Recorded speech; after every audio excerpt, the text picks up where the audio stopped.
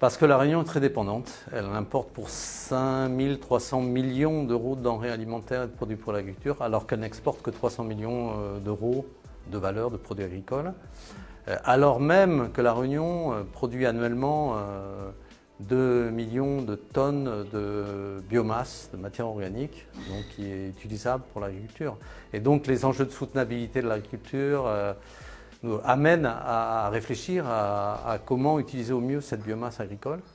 Voilà, et donc notamment il y a un certain nombre d'initiatives locales avec des éleveurs qui cherchent par exemple à mieux valoriser leurs effluents d'élevage et mieux valoriser les biomasses végétales qui sont disponibles sur place afin de fournir des engrais et les substituer aux imports d'engrais. Donc véritablement la question de l'économie circulaire, c'est-à-dire comment est-ce qu'on essaye de boucler au mieux ces éléments et réduire la dépendance de La Réunion, c'est un élément extrêmement important.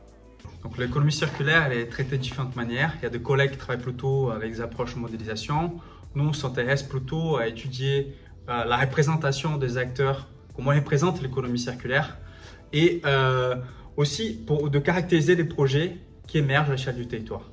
Nous, donc, dans notre projet, on a identifié plutôt une quarantaine de projets qui sont autour de l'économie circulaire, dans une logique d'intégration agriculture, culture et élevage, on va dire. Et on a enquêté les porteurs de projets.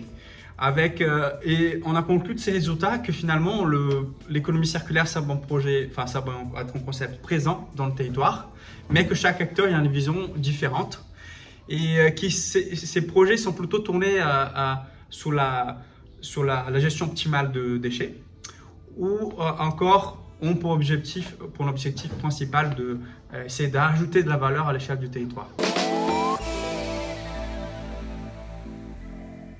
Nous avons identifié un ensemble de projets à l'échelle du territoire et qui peuvent principalement être catégorisés en 3 niveaux. Un qui concerne plutôt la transformation des effluents de l'élevage pour une fertilisation organique, donc locale. Ceux-là étant parfois des projets à l'échelle individuelle de l'agriculteur qui va mettre en place ces projets, ou à l'échelle collective où plusieurs agriculteurs s'associent ou avec un autre acteur externe pour mettre en place cette transformation des effluents pour les fertilisations organiques.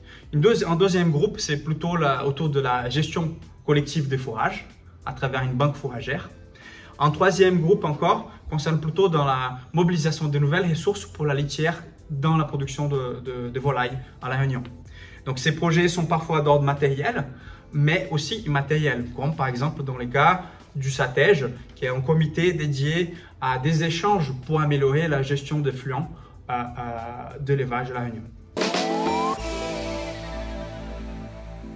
Les acteurs ont fait remonter un ensemble de freins pour la mise en place de ces projets d'économie circulaire. Certains freins plutôt d'ordre économique, soit aussi de l'ordre technique, mais surtout d'ordre plutôt de la gouvernance de ces projets-là. Donc la gouvernance est un frein majeur selon ces acteurs. Elle a été souvent associée à des normes qui sont parfois très strictes ou pas adaptées aux conditions du territoire. Et aussi parfois les difficultés de mobiliser les individus pour participer d'un projet plus collectif, ou parfois sont aussi associés à des questions de difficulté d'accès à des financements. Bon, face à ces constats de ces différents travaux qu'on a menés, on va par la suite lancer un Living Lab qui va essayer de rassembler les acteurs qui s'intéressent à cette question d'économie circulaire autour de biomasse à La Réunion pour trouver des solutions collectives pour une véritable économie circulaire à l'échelle du territoire réunionnais.